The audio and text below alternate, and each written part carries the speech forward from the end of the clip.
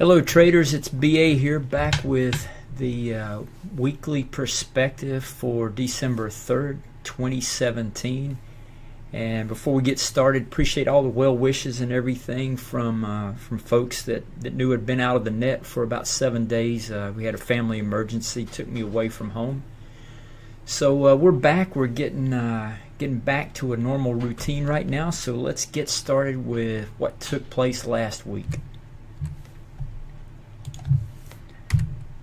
All right, disclaimer.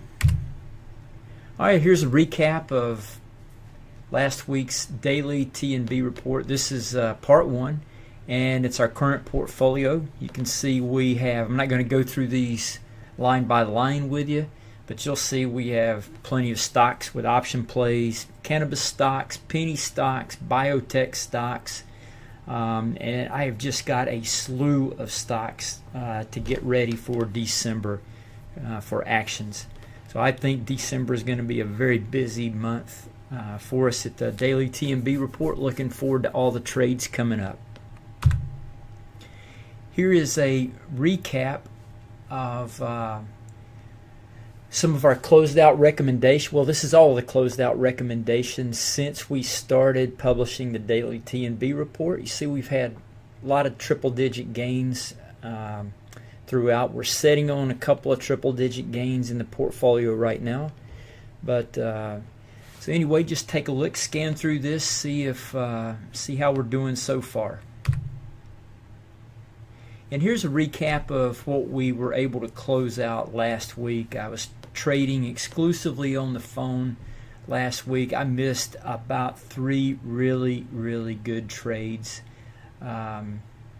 that would have had I been on a computer, but trading on the phone, you know, out away from home, away from good internet connection, was just really hard to do. But anyway, we were able to close out the UNP trade. You can see where we got long, where we closed it out into strength. You know, I think 88% gain. I had long calls. Moving to the right, over here, DPW. We were long at about 65 cents, I believe. Woke up, and this baby had opened up about close to $3 and some change. It quickly started rallying, and I started closing, took half the position off. You know, about 305 and some change, I think. Took the rest of it, let it settle for a day, and then put a stop in at about $1.50 and got taken out. You know, somewhere around the dollar, I think it was 47 to 50 range. So really good trade, 355% on one trade, 120 I think or so on the other trade. Last week also we had just a no-brainer trade. I mentioned it before, to get long Amazon back in here before the Thanksgiving week, before Black Friday week started. Amazon has rallied for now 10 of the last 11 years going into Black Friday. So it gave us the perfect setup. I was actually a day early, like I always am. This would have been the perfect day to get in, but I mean, I was in Thursday, the day before Friday, and we just went up. As soon as we got some strength there, I'd hit a good profit target in the position and just went ahead and went out. But oh my gosh, it went up like $30 the next day. So it was a really good options trade. Tesla, I thought we had something going in Tesla. Had a nice breakout exactly where I wanted to buy that debit spread at, that call vertical. But did really well, bounced around. I missed taking it off that day that it went up. We had a big drop, swoon. Some strength there. I thought we were going to get some follow-through strength. I waited. Next day, it just didn't look like it was acting right, so I went ahead and pulled it off. I had about a 25% profit target in the trade at that point. So again, some good trades came off over the last since the last weekly perspective. Let me clarify that. These are the trades that have come off over the past 2 weeks. All right, added a new little section here. We're just continuing. I'm trying to add more and more stuff as we go. Hey, I read read something from a guy who had built a lot of successful businesses in the past, and he said he made a really good point. He's like, hey, if you're going to start a business or anything, he said, you've heard the old maxim, ready, aim, fire. He's like, building businesses, it's ready, fire, aim. So you get ready, you unload everything, and then you tweak as you go. So that's kind of what I'm doing here, just trying to make some minor improvements as we go along. I know how I want this thing to look. Might take me a year or two to get there, so we'll just keep making improvements. But anyway, here's what's coming up. News items. Okay, we talked about some of the volatility in Friday's session. We haven't seen that kind of activity since the election night, and it was really, really good all throughout the day. So it all stems from potential testimony against the president, with involving the Russians. So we'll see how that plays out. The S&P 500's current CAPE ratio stands at 31.6. It's the second highest reading ever, next to the 2000 dot-com bubble. We'll talk about all those little chains that are linked together coming up here in a couple other slides. Bitcoin surges to another all-time high. Hey, I'm recording this Sunday morning, Sunday afternoon right now, and I'm sitting here watching Bitcoin trade. It's 17. Let me see what it is right now. It is. Let's pull back just a little bit. It touched 11,704 about 30 minutes ago. It's down. It's off about $50 right now. But hey, man, that thing is. That is a very volatile product. I'm still looking forward to Bitcoin futures releasing on December 18th by the CME. And guess what? U.S. central banks are considering digital currencies. Imagine that. All right, some new stuff at the Daily TMB report for all of our subscribers. We're soon adding a members-only site for archived trading material. I'll have all kinds of stuff in there free of charge for all the subscribers. Predominantly my Concept 1 trades, a couple of indicators for free that you can't get through TOS. We'll have some of my favorite entries, complete methodologies on how to use those. So that's coming up in those types of things coming up, first 3 months of the year. I've tweaked our focus list of stocks for the Daily TNB report. So you guys know I watch stocks, penny stocks, futures, Forex markets. But we drill down even further, and the sectors that they're really giving us some action. We've got a good list of blockchain-related stocks right now. Mary Jane stocks, biotech, dogs of the Dow, dividend aristocrats, and we're going to be looking at banks through December. I introduced 5-minute breakout strategy to the Daily TMB subscribers, so I try to provide a few of those stocks whenever I come across them. At least 3 days a week I'll provide some 5-minute breakout candidates for everybody. We're going to be adding some insider trading activity on a daily basis to the TNB report, and we're going to start covering unusual option activity. I'll have access and have things tailored so that our focus list of stocks, everything I have on my watch list, any news related items that happen overnight and through the trading day will be sent out to our subscribers morning and evening. It's just a roll-up of news events. That's all that is. Not live streaming, but a roll-up of events. Rolling out a few training programs first quarter 2018, and I really hope this Bitcoin futures contract catches fire. It could be one of the best trading after-hours vehicle there is. So we'll see. We'll see how it plays out, but I really have high hopes for it. I've got a new support resistance tool that's just incredible that I'm using in addition to my top and bottom tools. So I'll introduce that to the subscribers also.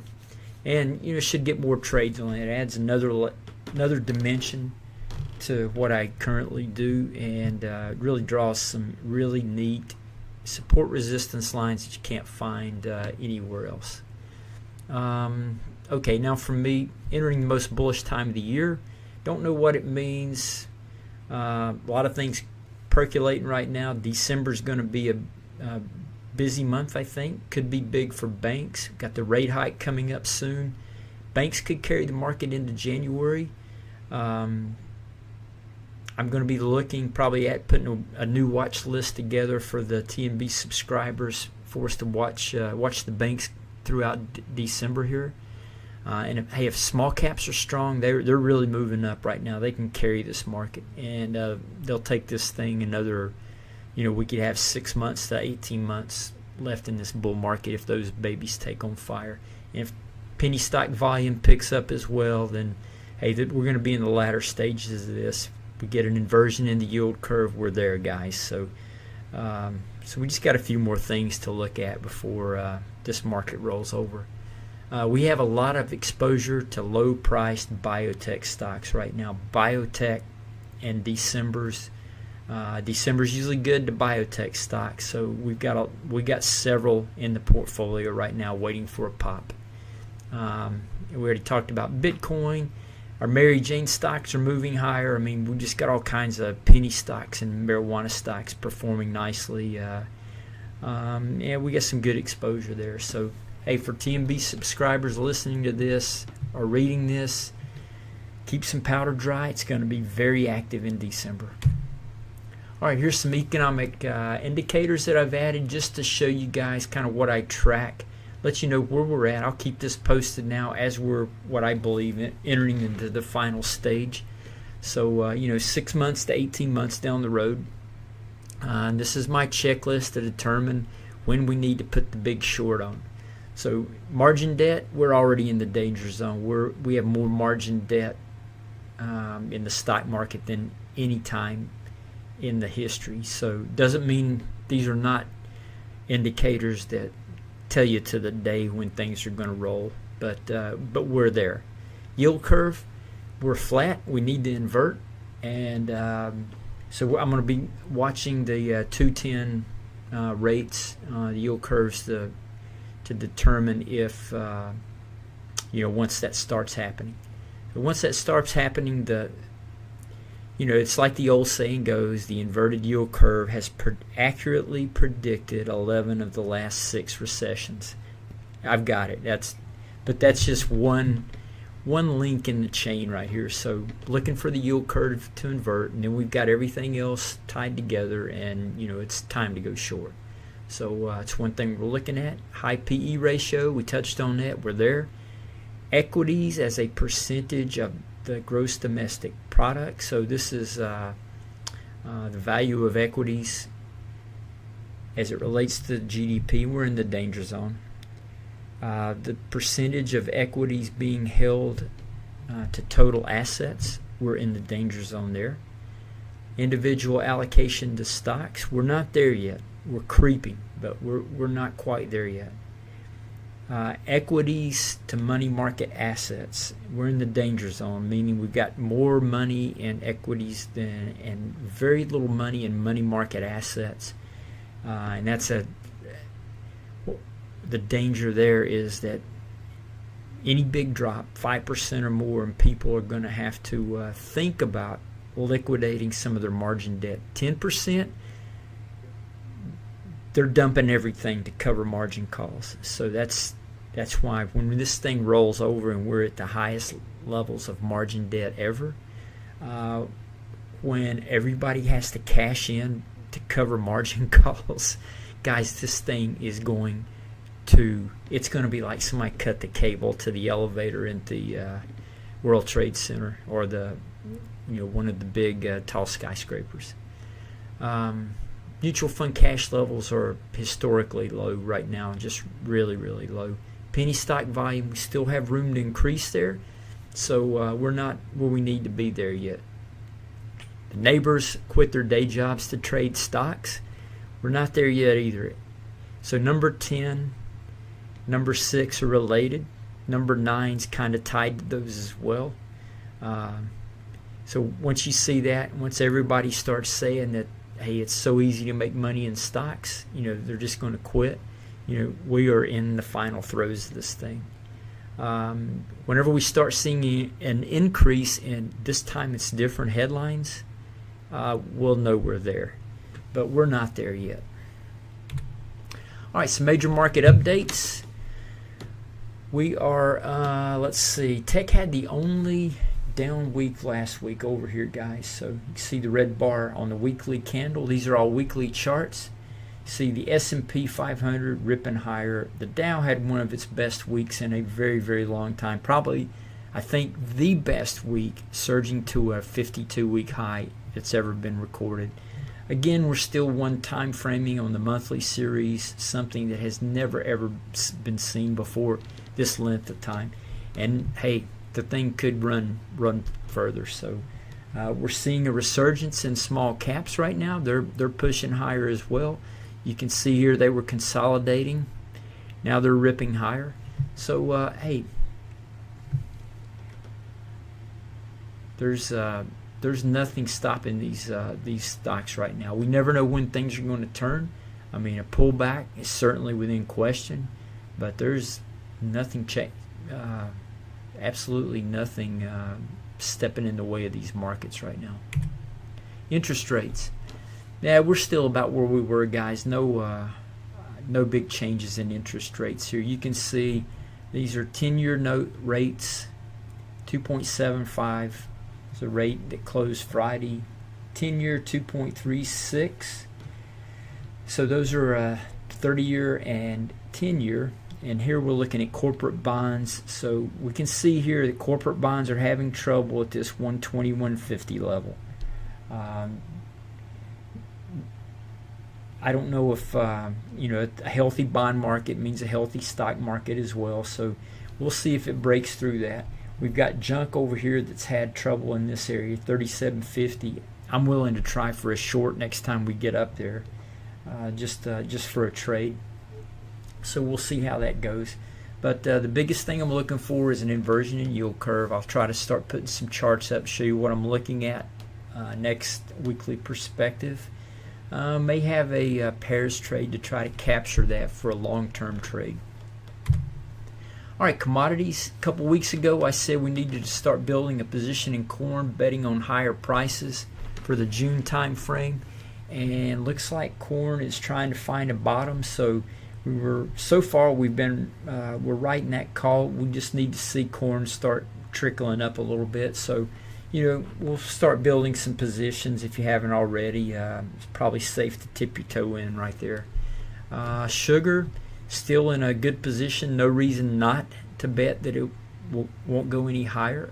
It's a good pattern. You can see here low, higher low, higher low. So everything's going up, trending up. It's kind of crossed over this last swing high. So nice little pullback. So on daily breakouts, I'd say it's safe to play sugar. That's the only thing we can do is assume it's going higher out of this chart pattern.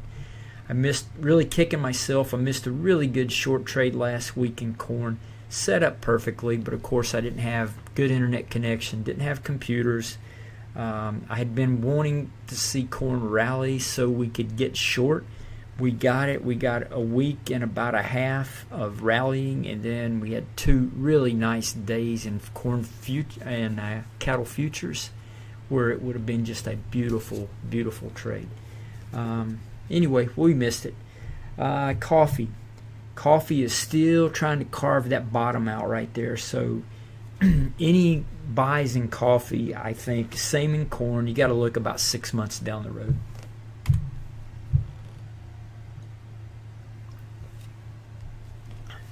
Nat gas trending lower, but certainly not in a waterfall fashion. It's just creeping lower right there. So we don't know where it's going to find a bottom, but it's not going anywhere fast.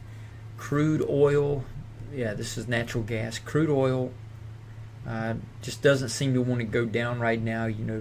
This is USO going back up to hit that 12 level. Seems like it's a lead pipe cinch to test that, try to get through it, which means, of course, crude futures could possibly go higher. Gasoline futures look like they're consolidating. My bet, until they prove otherwise, is they move higher from here. Heating oil definitely looks prepped to go higher. It's consolidating up here on the weekly time frame, and it's got 3 long bottoming tails. So it would not surprise me to see another breakout to the upside in heating oil from here. FANG Plus stocks, a lot of great trades coming up in FANG over the next 3 weeks or so. So that pullback last week really set us up nicely for some good plays. So we got Facebook here that had a big down week, I should say. So I'm going to be looking. I've got alerts on all of these set for the daily TNB report. We've got Apple that's consolidating here at the highs. Would not surprise me to see Apple at some point in time bust a move and go higher out of this. Netflix is probably, for me, the least favorable play, but it's in a good position nevertheless to at least rally some from here. So it's good for a week-long trade. You know, if it crosses one of my entry techniques. Google, Alphabet the same way. Just waiting for confirmation that these things are moving higher, and we're going to put positions on in all these for December. And more than likely, I'm looking at anywhere from 5 to 14 days option trades. That's what I'm looking for. Some more FANG Plus stocks. We've got NVDA over here, another great one. Priceline, I'm looking for a breakout, at this level right here. For the TNB report, I also have some lower levels we might take some action at. We might get there Monday if everything looks all rosy. It's Qualcomm, same thing, waiting for a breakout. Red Hat, already got a nice position in there, so if everything else moves up, Red Hat should carry forward as well. Walmart, these are the retailers. You can see over here Walmart it's consolidating. It looks like it wants to go higher still. Man, that thing has just been a beast. Amazon, the beast master, pull back, so kind of waiting for another entry signal on Amazon. CVS, I think they are in talks right now to buy Aetna. It looks like they've found the bottom. This is one of my patterns that I love. I call it the scenario one. You make the low, makes its way back up, comes back down to test it, probes below it. You can see if I drew a line underneath that, and then closes above it. I like playing those to the long side. This one's held true as well. So you can see right here it's just gone straight up.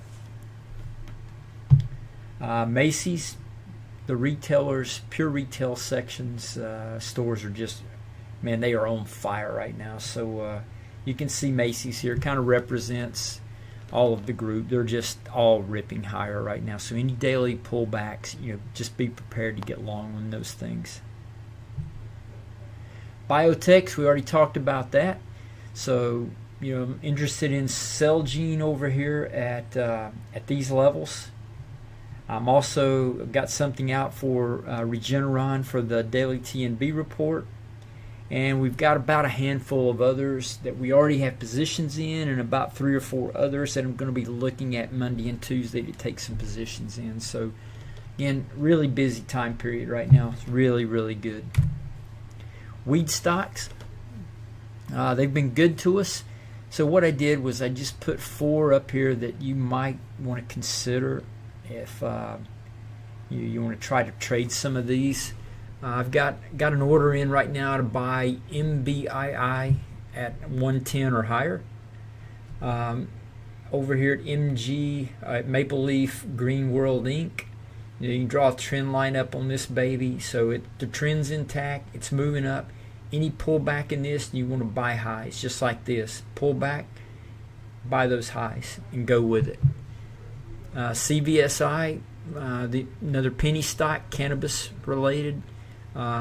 Looks like they're holding bottoms up really nicely in here, so we're looking at taking positions in these. Here's one got away from me. Would have had probably close to a double already in this thing. Tried buying this one. You can read up above this kind of the little storyline behind it, but it just kept getting away from me. I was chasing it all the time. So I'll still leave my order in there. If it comes back down, I'll reassess and try to get back in the stock. VIX had one of those big one-day pops and reversal all in the same day. One of the biggest one-day reversals in 30 years. If you loosen the parameters on it and include some other, say, pops of 20% pop up and a 20% pullback, there were like, I think, 22 of those in the last 30 years. But this one popped a little more and fell back a little more, which put it in the top percentage of all one-day moves and pops and reversals in 30 years. So what does that mean? Nothing really to glean from it. It's just that implied volatility is hunkering down around that black line we've drawn back in there for forever. So we'll just keep an eye on it, and once we start breaking a trend, once we start making a higher low in the VIX, that will be a tip-off that maybe we're getting close. So we'll keep a close watch on this as we move forward. Dogs of the Dow. I've got a position in GE from like right here and right in here. I've got a position in IBM, which is working out for us. We're profitable in that one. I tried to get a position in Verizon a week and a half ago, right around the 46 level. That's where I wanted to get it. But that thing shot up, and I went with it once. I adjusted my vertical, my call debit spread once. It kept moving. I adjusted it again. It kept moving. I've never seen Verizon move like that before. I figured I just left the last one in place. I said, well, it'll pull back, and I'll get in when it comes back in tomorrow, because I think at that point it was still under 48, but it just took off. So, yeah, that was quite some acceleration in Verizon. Hey, you play this one to the upside, guys. Lows in place right here, higher low. You don't need to see anything else. Pullbacks in this thing, and you just want to get positioned for the long side. Give yourself some time. If you don't want to play up close, give yourself 2 to 3 months if you want to play them like that. Let's see, over here at Exxon, there's only one other dog of the Dow. There's 5 of them, but it's CVX. So I just look at either Exxon or CVX each week to put in the quad chart here. But Exxon will look at taking an option trade on it, above the resistance line I have drawn there. Forex markets, we have, let's see, 2 trades next week. These are the ones I'm looking at right here. I like this run up, pull back. I like to see another little pull back a little bit further, and then I'd be very quick on the trigger on this one, only because it has already taken out this swing high right here. So I would be very careful. Still think there's some downside to this, but I'd be very quick on profit targets. Now this one,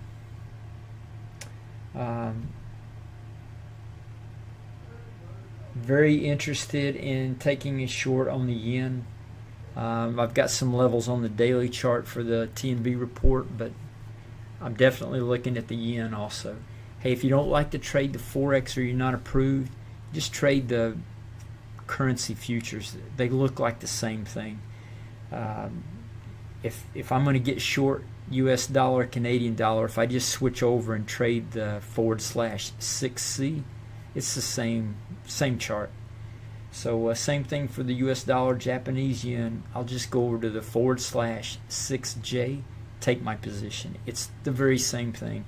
The only difference, these things trade similar on higher time frames like hourly and daily, more daily than anything else. But intraday, when you start getting down into the weeds on these things, the Forex markets are just all over the place. So they trade a little differently than all of the futures and definitely the stocks do intraday. All right, some summary stuff. All right, stock market, no change, no premium. Don't sell options. Avoid the indices. And if you want to structure some trades, like in the Russell or IWM, some broken wing butterflies type that have upside potential, then by all means go ahead if you can collect enough premium to do that. But that's about the only thing I would venture in there saying or doing. Bond market, no trades yet. Commodity market, we talked about building the corn position. Coffee, sugar are long candidates. Cattle's a short candidate. FANG stocks, man, we have got lots of action coming up in those babies over the course of the next 3 weeks or so. Dogs of the Dow waiting for confirmation in XOM. And the other sectors, we have just got biotechs, weed stocks, banks, blockchain, and I had to stop with my scans because I had so many candidates. Everything's popping up on scans right now for potential trades. So yeah, if I could put about 40 trades in tomorrow, I've got the scans to back it all up. So got a lot going on. I'm going to weed through them, try to pick out what I think's the best candidates for us. Forex pairs, we talked about 2 potential shorts for next week. And that's a wrap for today, guys. You need to contact me for anything. Here's the website, email addresses, and if you're interested in kicking the tires on the daily T&B report, there's how to do that. Of course, you can do that from the website as well. So anyway, appreciate you tuning in, listening, reading, and hope you have a nice trading week next week. This is BA signing out.